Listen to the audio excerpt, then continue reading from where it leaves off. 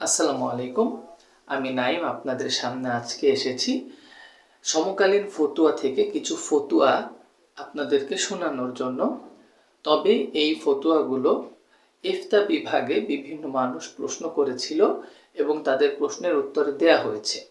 আপনাদেরও মনের মধ্যে এরকম প্রশ্ন থাকতে পারে, এজন্য এই প্রশ্নগুলো আপনাদের সামনে উত্থাপন করা হচ্ছে এবং উত্তরগুলো বলে দেওয়া হচ্ছে, যাতে আপনাদের মনের মধ্যে যদি কোনো সংশয় থাকে সেটা যেন দূর হয়ে যায়। তবে এর আগে আমি এর একটা প্রশ্নের উত্তর প্রশ্ন সহকারে ভিডিও আকারে আপলোড করেছিলাম, এখন এটার পর থেকেই বলা হবে।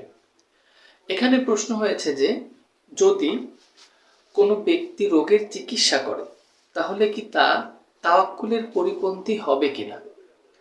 এর উত্তরে মুফতিগণ লিখেছেন যে যদি কোনো ব্যক্তি তার রোগের চিকিৎসা করে এবং চিকিৎসা করা সুন্নত, চিকিৎসা করা এক রোগের জন্য সুন্নত, তবে এই বিশ্বাস রাখতে হবে যে ওষুধের সুস্থ করার কোনো ক্ষমতা নেই, সমস্ত ক্ষমতা হচ্ছে আল্লাহ তাআলার।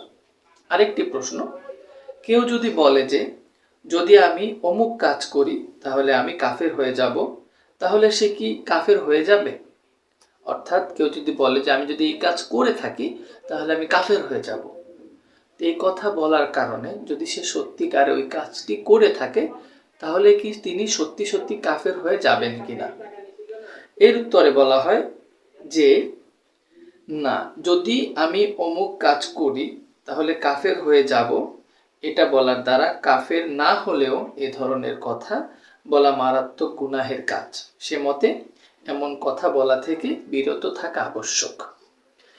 এরপর আরেকটি প্রশ্ন, সেটা হচ্ছে মানুষের মনে অহরহ যে চিন্তা হয় তা কি শয়তান জানতে পারে? এর উত্তর, মানুষের মনে যেসব চিন্তা ভাবনা উদিত হয় তা আল্লাহ ছাড়া আর কেউ জানতে পারে না। তবে শয়তান নিজে মানুষের মনে যেসব কুমন্ত্রণা দিয়ে থাকে শুধু সেগুলোই সে জানতে পারে, অন্য কিছু জানতে পারে না।